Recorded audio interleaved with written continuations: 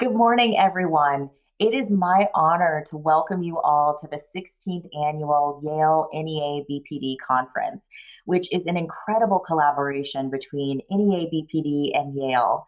I regret that I'm not able to be there with you all live virtually, and I know that you have an incredible and enriching day ahead of you. I'd like to just begin by offering my congratulations and thanks to the incredible team that's behind this conference, which includes Seth Axelrod, Marie Paul de Valdivia, Abby Ingber, Emily Edwards, Ashley Pearson, Suzanne Decker, Kelly Workman, and Aditi Vijay. Thank you so much for the vision and incredible work to bring this offering to our community. It's my understanding that this is the longest standing continuous conference on BPD in the world. And so I am incredibly grateful and proud to be welcoming you all here to Yale. I'd like to also acknowledge the conference staff, including Joan Krika, the numerous coordinators and other volunteers behind the scenes that make this day possible. Thank you so much for your work. And finally, I'd also like to thank and welcome the conference presenters for today. Thank you for your participation, for your willingness to share of yourselves, your experiences. So as I was preparing these remarks, I kept finding myself coming to this statement, which I thought about starting with, which in some ways has become a kind of common turn of phrase for me, a way of attempting to open up a conversation on some sort of common ground or shared experience. And so the statement I had thought of saying was this: what a year this past year has been. And I noticed a smattering of thoughts and judgments even show up around this. And the first one was, Amber, really? Anybody can see and feel how hard a year it was, and in many ways, how hard a year it continues to be. And so I think it's really hard to know what that kind of a statement really means. And so as I thought further about this, I noticed that really what I was coming up against was this idea that, yes, the past 16 months have brought about experiences like never before, and experiences like might never exist beyond that time. And the past 16 months have not only introduced new challenges and suffering, but they've highlighted and amplified that which we've already faced well before March of 2020 when the pandemic hit, and well before May 25th when the death of George Floyd sharply punctuated the legacy of racism and violence against Black bodies within our country, and well before cascades of legislation would attempt to steal away and diminish the basic rights of trans people and most recently targeted our trans youth.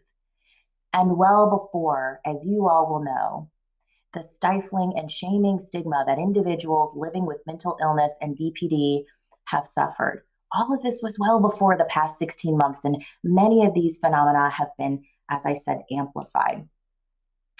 And so instead, I'll say to you this: what a time of shining a light into dark places it has been, into the painful and unthinkable places around racism and discrimination and identity-based harassment and violence.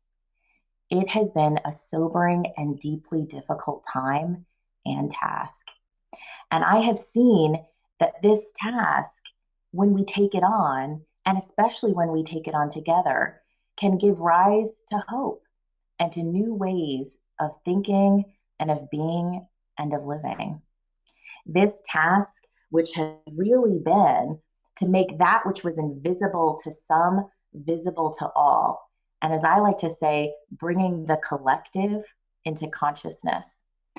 It is a task that I believe that with time will help us to realize that only when we know who we are and who we seek to be, can we better understand where and how we might want to bring about change. And so I truly believe that who we are as professionals in this work is intimately tied to who we are as the people who do this work. And the same is true for the patients and families that we serve. And so today I count myself lucky to be among a body of colleagues such as yourselves who are taking up the critically important issues of identity and diversity in all of its forms as the key themes of the conference for this year. And I'm proud that the vision and ongoing commitment of this conference, as it has been for 16 years, is about bringing light into dark places. Truly, this meeting brings together people who recognize that the power of our service to patients and families impacted by BPD is rooted in who we are and who we want to be. Your being here and your participating also signals your deep commitment to these topics and your acknowledgement of the importance of this work. And so I'll leave you now to enjoy the presentations, the offerings of people with lived experience who have come to share so that they might enrich the service that we provide to others, with the wish that your learning and your reflection will be nurtured and supported here, and that the seeds planted here will continue to grow and flourish well beyond today. So thank you so much, and see you next year.